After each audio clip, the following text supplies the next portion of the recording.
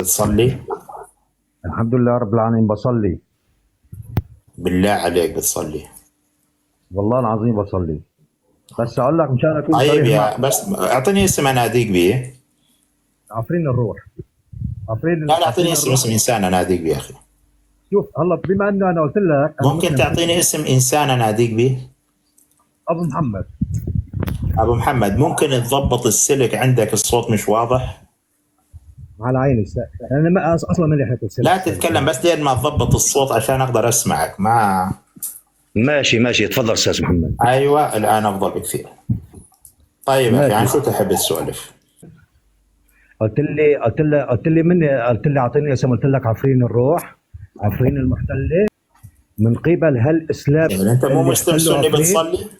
ونسائها. انت على ابو راسي. هلا شوف محمد، انت مو مسلم الاسلام. سني بتصلي؟ نعم استاذ محمد، بس ولكن الله سبحانه وتعالى قال يا عبادي اني حرمت الظلم على نفسي وحرمته بينكم فلا تظلموا ولا تظلموا. لا ما حدا ظلمكم. كلام الله واضح وصريح. مين اللي بيهجم عليكم الان؟ نعم نعم نعم ظلمونا. نعم ظلمونا عبر التاريخ. مين اللي بيهجم عليك في 20؟ طبعا عرفت هدول اللي تحت رايه الاسلام، بقول عرفاشهم باسم الاسلام، تحت رايه الاسلام، تحت رايه الله اكبر. الله اكبر. الله سبحانه وتعالى قال عرفاش شلون بحديث ابو محمد لحظه. اتفضل. ليش تسميهم هذول اخوانك في الدين؟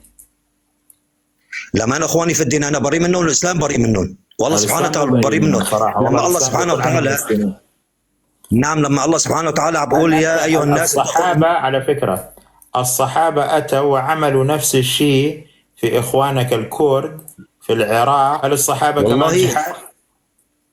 طبعا اشوف الله هذا. شوف هل انا الصحابه الله لحظه هل الصحابه إيه؟ جحاش؟ انا ما بقدر اعرف شلون، انا ما بقدر بحط بذمتي بقول اذا كانوا اشخاص ولا كانوا بني ادمين. مش قادر على الصحابه، رغم انه الاتراك ما سبوا نسوانكم، اللي سبى نسوانكم هم الصحابه. ليش الاتراك سبوا عرفا شلون بزمان العثماني سبوا نسوان الاتراك؟ لا وحرقوا ضيعهم. الصحابه سبوا نسوانكم. الله شوف انا هالشيء هذا الله شوف شيء ما بعرفه ما بحكي عنه. انت عم تحكي كيف ما بتعرفه؟ كيف عرفت تكون سني وتصلي؟ انا عرفته من خلال القران، من خلال الرسول عليه الصلاه والسلام، مو من خلال الصحابه. هذا امر بقتال اجدادك وقال امرت ان اقاتل الناس حتى يشهدوا ان لا اله الا الله، فان فعلوا عصموا مني دماءهم واموالهم الا بحق الاسلام. هذا الشيء بدي اقول لك شغله. هذا الشيء انا ما بقدر انفاشهم. بقول لك انا سمعته ما سمعت. انا لا لي عالم دين ولا لي داير الشريعه. انا انت مش عالم دين اخي الكريم. انا مسلم. استاذ محمد بس ممكن تهدى شوي. تفضل حبيبي. انت مش عالم دين، ليش متبع هذا الدين اصلا؟ ليش تتبع شغله بدون عقل، بدون فهم، بدون قراءه، رغم انه هذا الدين هو سبب كل مصايبك؟ هلا شو بعرف الدين سبب المصايب. لحظه يا مو بس سبب مصايب استاذ محمد، سبب مصايب العالم كله. لحظه، انا اقول لك كيف سبب مصايبك. انت من 1400 سنه فضل. لا يوجد حدا طب نساكم الا المسلمين. انا بايدك بهالشيء. الاستاذ صدام حسين كان مسلم عرفاه شلون قاتل المسلمين. انت بما انه تؤيدني بهذا الشيء، في انسان عنده عقل يروح يتعبد بدين شخص او جماعه او امه صار لهم 1400 سنه استاذ محمد هلا شوف بدي اقول لك شغله. هلا انت هذا الشيء اللي عم تحكيه انا شيء ما انا ما بعرف عنه. يعني الله ما بدي احكي ادخل بشيء. انا بدخل بشيء اللي بحكي بشيء اللي بعرفه. انت حضرتك بتحكي هلا انا ما بدي اطلع مثل هدول الجهل اللي بيطلعوا بيسبسبوا عليك. وانا بتاسف انا بتابع ليفاتك اول باول وبايدك عرفاش بكل شيء بتحكي بتخلف عن الاسلام. الاسلام وصل عرفاش اصلا. الله الاسلام شوف الاسلام بسنه ال70 ما كان مثل سنه 80، بسنه ال80 ما كان مثل سنه 90. يعني شوف هلا بتجيني بيطلع اي اسلام فيهم. بطلع هلا بطلعني هلا شوف من وقت لا انت بتعبد الله وبتصلي على اي اسلام فيهم؟ بتتبع الستينات ولا انا السبعينات؟ بتبع، انا شوف بتبع كتاب الله سبحانه وتعالى. الله سبحانه وتعالى قال، عارفه شلون؟ هدم الكعبه اهون على الله سبحانه وتعالى. هدم الكعبه اهدم على الله سبحانه وتعالى على انه ينهدر دم انسان مو مسلم بغير حق. قال الله سبحانه وتعالى قال دم لا قال دم انسان مسلم، ما قال مو مسلم. شوف استاذ محمد، هلا انا بدعي الخلق الخالق. انت بتحكي عارف شلون؟ انت دارس، اذا درسوا هذا اخذوا عن علم ولا؟ هلا شوف انت مشكلتك هلا مع محمد، مع انه عارف شلون عم تقول النبي محمد. هلا اذا ما اعترفت بالنبي معناتها ما بتعترف بالانبياء كلها. النبي نوح هلا بيطلع شخص بقول لك امثالك يا اخ ابو محمد استاذ امثالك لما بيجوا ومصدعين راسي بانه احنا امه مظلومه والعرب ظلمونا والترك ظلمونا والفرس ظلمونا. طب ما انت يا اخي هذول كلهم مسلمين اخوانك، عادي خلي يظلمك. لا وبعدين يروح يصلي بنفس صلاه هذول ويتعبد بنفس دين هذول. انا مشكلتي مع امثالك صراحه. نعم انت نعم وين عقلك؟ انت لو رجل مسلم كردي كانك انت تجيز قتل بني قومك من قبل هذول الناس. يا استاذ محمد هلا هدول هلا انا الله سبحانه وتعالى قال يا ايها الناس اتقوا النار وقودها الناس والحجاره. الناس اللي وقودها الحجاره مين ده يكونوا؟ قبل يعني قبل اي انسان مشرك، قبل اي انسان مشرك، قبل كلكم راح تدخلون النار. والله شوف المسلمين كلهم راح يدخلوا النار بنص حديث النبي محمد. لأن النبي محمد قال لا يدخل الجنة ديوث. وأنتم مع الأسف الشديد المسلمين الكرد كل يوم بتشوف أخواتكم وبناتكم ونسائكم وغيرتكم ما بتتحرك صراحة. بتتحرك غيرتنا ايش ما تتحرك؟ عفرين اللي اجى عفرين فقط فيكم الإزيديين الملاحدة هم اللي غيرتهم تتحرك، اما المسلمين غيرتهم ما بتتحرك عادي. والله انا عظيم خيرة الناس، خيرة البشر عارفه شلون هن اخواننا اليزيديين. انا بعترف عارفه شلون ببصر بالمعشر وبالمليون كمان. اليزيديين عارفه شلون انا كانوا هلا لك جيري. المهم انه يوم ما 6000 امراه يزيديه منكم شو عملتوا؟ ولا حاجه. انتم المسلمين شو كنتوا بتعملون؟ ولا حاجه.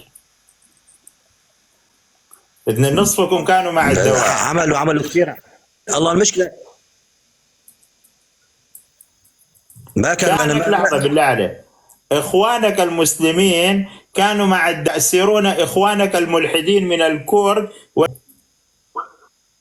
انا ما سمعت. انا طالع لي واحد اخوانك الكرد المسلمين كانوا مع بيسلموا اخواتك اليزيديات للعرب وللجزائري وللتونسي وللسعودي عشان انا بقول لك استاذ محمد انتوا لو في جنه ونار انتوا مسلمين الكل ما راح تدخلون الجنه وراح تدخلون النار.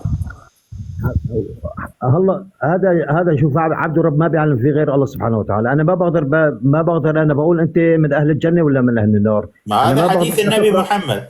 انا بقول انت كرجل مسلم لما تتعبد بهذا الدين انت تكون فرطت في عرض اخواتك، في عرض جداتك، في عرض امهاتك، في عرض ملايين النساء الكرد. استاذ محمد هلا خلينا اجاوبك على سؤالك. اعطيني كردي اساميهم، اعطيني الملا شوان اربيلي كان قائد عند الدش وكان بيطلع بصورته ورجال لحيه طويله وقصير هو، وكان معاه عشرات الكرد من 50 مليون كردي طلع. ما يهمني في مليون من 40-50 مليون كردي طلع واحد ولا اثنين. انا بقول لك اللي كانوا مع الداعش كانوا عندهم فصيل كامل فقط من الكرد.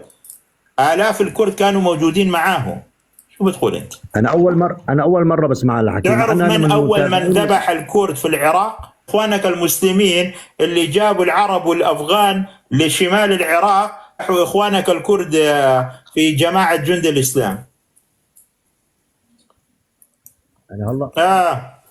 أنا هلا هذا الحكي هذا أول مرة بسمعه منك. طبعا أول مرة تسمعوا. ليش؟ لأنكم ما تعرفون تاريخكم. لو تعرفون تاريخكم كنتم خجلتوا أنكم تسجدون لله سجدة واحدة. كل حياتكم انتم ككرد مسلمين، كل حياتكم تقتلون وتبادون وتخب نساءكم وتسبى ذراريكم وتقتل رجالكم تحت راية لا إله إلا الله محمد رسول الله. بحياتكم صار عندكم غيرة، تحركتم تركتوا هذا الدين من ألف واحد، شخص واحد يترك هذا الدين عادي جدا. ما هو كلنا نسواننا وبناتنا وأطفالنا فدا لهذا الدين. صدام حسين قتل منكم 182 ألف بين امرأة ورجل وطفل وكبير في السن وشيخ وعجوز. كان تعرف الناس اللي كانوا يتقدمون القوات العراقية كان الأكراد من المسلمين اللي كانوا مع جماعة تحسين وهذول. بقول لكم هذا واقعكم. أنتم كمسلمي الكرد، لحظة، أنتم كمسلمي الكرد، كمسلمي الكرد أكثر أمة على وجه الأرض تلطخت أياديهم بدماء شعبهم. عليكم أن تخجلوا. أنتم الكرد اللي كانوا مع الصفويين كانوا يخدمون في الجيش الصفوي يقتلون الكرد اللي كانوا موجودين تحت الحكم العثماني. الكرد اللي كانوا موجودين تحت الحكم العثماني كانوا بيقتلون الكرد اللي كانوا موجودين تحت الحكم الصفوي. الكرد اللي كانوا موجودين في العراق نصفهم كان بطل، والله بطل بكل ما تحمل الكلمة من معنى، كانوا يقاتلون نظام صدام حسين بكل الإمكانيات البسيطة اللي عندهم، ولكن النصف الثاني جالس مع صدام حسين ويروح يدل القوات العراقية على قراكم وعلى مواقع نسائكم وأطفالكم. فعلوا فيكم أكبر مجزرة في العراق في التاريخ الحديث. 182 ألف إنسان كردي كلهم تحت شعار وتحت حملة في سورة من القرآن اسمها حملة الأنفال. عرفت كيف؟ أنتم ككرد كم، والله شوف أخي الكريم، لحظة، أنتم ككرد كمسلمين والله عليكم أن تخجلوا أن تقولوا عن أنفسكم مسلمين أصلا، أن تخجلوا من أنفسكم. بسأل هلا انت بعرف، انا بعترف نحن في كراد عرفاش هم مقصرين بحق بعضنا. في ناس كانوا صدامين، حتى عفرين استلم حتى عفرين باتفاقيات. الان مع الجيش التركي يوجد عندك اخوانك المسلمين الكرد موجودين مع الجيش التركي بيقتلوكم هناك عادي جدا، لأن الكردي المسلم ما يمكن يكون عنده أخلاق صراحة. الكردي المسلم، لحظة أنا أقول لك، الكردي المسلم عادي يضحي بأهله بناس وكذا عشان واحد تركي مسلم، عشان واحد فارسي مسلم، عشان واحد عربي مسلم. بينما الكردي الحر اللي ترك الإسلام هذا اللي بيدافع عن قومه، عن عرضه، عن شرفه، عن بنته، عن أمه، عن زوجته، عن كل مقدساته. بينما أنتم الكرد المسلمين ما مش محترمين صراحة. يا استاذ محمد، هي صاروخ مسعود برزان هي مسلم، عرفاش عم بدافع، فهو مسلم عم بدافع عن شعبه، عم بدافع عن دولته. تحب اكلمك عن مسعود البرزاني؟ انا تاريخه كله عندي. انت اذا تحب اكلمك عن مسعود ما عنديش مشكله، اكلمك عن مسعود، ومن قبل اكلمك عن جلال، واكلمك عن القيادات الاسلاميه، واكلمك عن كل شخص اسلامي فيكم، وكل شخص كان في يوم من الايام صلى فيكم، من جلال الطالباني، بل من ابو حسام الدين، بل من فريدون عبد القادر، بل من محمد حاجي محمود، بل من الدكتور عثمان، بل من سامي عبد الرحمن. اكلمك عن كل قياداتكم على فكره. استاذ محمد، انا الشيء اللي بحكي لك اكلمك عن هذا، لا تقول لي مسعود برزاني على فكره، يعني انا انسان ما بطيق مسعود برزاني اصلا. والله شوف يا استاذ محمد، هلا مسعود براسي ما بيعني عارف شلون هو عبدني دولة. لا تكلمني عن هذا، كلمني عن شعبه. انتوا اسمع من اخوك. انتوا الان في منطقة روجافا هذه انتوا شوية تختلفون عننا، عن الكرد اللي عندنا في شمال العراق. انتوا ناس اصلا مش متدينين، فاذا تريدوا تصيروا مستقلين واحرار، تصيروا مستقلين وأحرار وأمة محترمة، عرفت كيف؟ لسه قدامكم شوط طويل عشان تتعلموا الحياة والسياسة والكذا، ولكن أنتم في منطقة سوريا على الأقل حاولوا لا تتمسكوا بهذا الدين، وربنا ينصركم. شو نسوي لكم؟ ولكن طالما راح تتمسكوا بهذا الدين راح يجي القطري، الكويتي، السعودي، الإماراتي، المصري، التركي، الإيراني، الجزائري، المغربي، الموريتاني يتدخل جوا. استاذ محمد، لانه راح يعطيكم فتوى حلال تروح تنكح ولا حرام ما تروح تنكح. انت ككردي حاول تكون مستقل بذاتك. اذا كنت مسلم ما تقدر تكون هاي مستقل النقطة، هاي اي النقطة. شيخ، اي شيخ يجي راح يتدخل جوا ما تقدروا تطلعوا منه. وفي نعم. النهايه لما يريدوا يعملوا من جواتكم، يعملوا منكم شويه عادي جدا من اجل الله ومن اجل الرسول، وانتم احفاد صلاح الدين، وصلاح الدين كان قندره، عشان هيك احفاده طلعوا قندره. عرفت كيف؟ نعم. حاولوا لا تفتقروا بهذه الشريعه، وخذوها من واحد امه كرديه، عارف كيف؟ خذوها من واحد قضى حياته شابت لحيته في المساجد. يكون عندكم شويه عقل، عرفت كيف؟ اتركوا هذه الشريعه وخلي عندكم شويه شرف، فكروا بذلك. اعترف لك بصلاح الدين، اعترف لك مع صلاح الدين ايش بتحكي، اعترف لك انه نحن تقصير مننا، عفرين حتى عفرين تسلمت، عفرين اللي عم يصير في اللي صار فيها بال 2018 باذار 2018 وما زال حتى الان اللي عم يصير فيها. طبعا يعني هذا بايدنا نحن، بايد الاكراد قبل دين قبل المسلمين العرب. وشغله انت هلا انت حكيت، انت قلت مشان المشايخ ومشان الدين، انا فيصل الدين على القوميه كلها من بعد عفرين اعطتني يعني علمتني كثير شغلات. بعد عفرين لا صرت اعترف عرفاشة بكردستان العراق، لا صرت اعترف بكردستان تركيا، لا صرت اعترف بكردستان ايران. عفرين لاني الكل تخلوا عنا، كانوا السياسيين هن بايدينا نحن، الاكراد السوريين هن اللي يسلموا عفرين للاتراك قبل ما النظام السوري، قبل ما اي انسان عرفاش يسلم عفرين، هن اللي يسحبوا الاكراد. والله مش موضوعي هذا مشاكلكم الداخليه، في بثوث ثانيه تقدرون تحددون الموضوع. نعم مش موضوعنا، موضوعنا شريعه اسلاميه. لما تقول انت مين ما تخلى عنكم. انا المقدار اللي اقدر اتكلم فيه في موضوع الكورس، لازم محمد عارف لحظه حبيبي، ما هو مقدار اللي اقدر اتكلم فيه انا جاوبت، ممكن وضحت لك اياه. اتركوا هذه الشريعه اموركم راح تكون افضل. شكرا كثير لمشاركتك. انا تركت الشعب، انا تركت وللشعب الكردي البطل ولاهلنا وناسنا واحبابنا في عفرين. محباتي لك والده.